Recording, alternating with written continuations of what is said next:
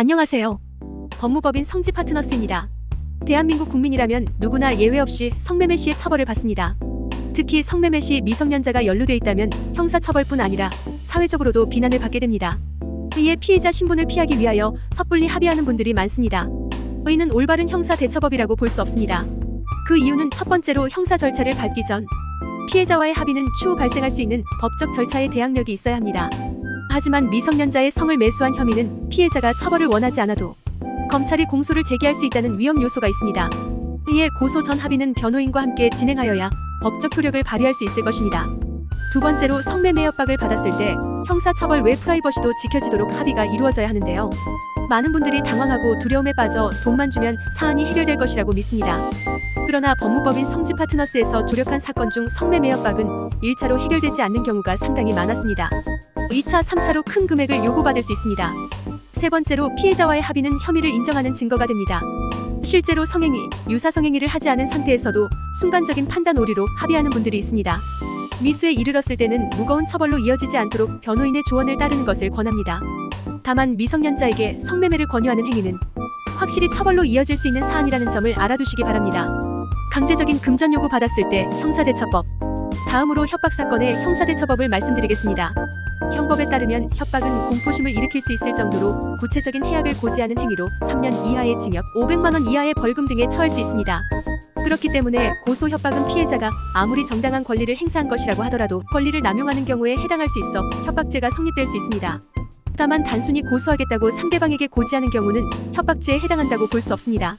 이에 대법원은 피고인의 부정행위를 문제 삼아 해악을 고지하였을 때 사회통념상 이를 용인하여야 할 것으로 볼 소지가 있다면 협박죄가 성립하지 않는다고 판시한 바 있습니다. 대법원 1998년 3월 10일 선고 98도 70 판결. 하지만 성매매 협박을 통해서 의뢰인에게 금전을 요구하는 행위는 피해자의 정당한 권리 행사라고 보기 어려운데요. 협박죄에서 더 나아가 공갈죄도 성립할 수 있습니다. 형법에 명시된 공갈죄는 사람을 공갈하여 재물의 교부를 받거나 재산상의 이익을 취득하였을 때 성립하기 때문입니다. 성매매 협박 시 형사대처법은 미성년자로부터 성매매 협박으로 괴롭힘을 당하고 있을 때는 아무리 가해자라고 하더라도 협박, 공갈에 따른 피해자라는 사실을 잊지 않는 것입니다. 변호인과 고소 전 합의한다면. 그러나 미성년자 성매매 협박 사안으로 형사고소를 진행하였을 때 아청법 위반 혐의를 받을 수 있다는 점에서 망설여지는 분들이 많을 텐데요. 고소 전 합의를 성사하고 싶다면 형사 전문 변호사의 조력을 받는 것을 추천합니다. 사전에 피해자와 직접 대화를 하여 심각성을 일깨울 수 있으며 신고가 되었을 때도 조속히 대처할 수 있습니다. 형사 사건에서 많은 분들이 합리적이지 않은 결정을 내리는 이유는 불안하기 때문입니다.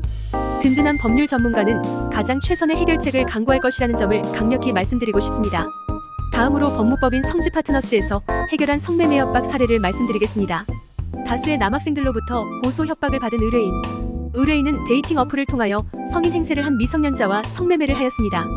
그러나 이후 피해자의 친구들이라는 남학생들이 나타나 미성년자 성매매 사실을 알리고 경찰에 신고하겠다며 돈을 요구하였습니다. 의뢰인은 억울하였지만 남학생들의 협박이 무서워 그 자리에서 500만 원을 인출하여 전하였습니다.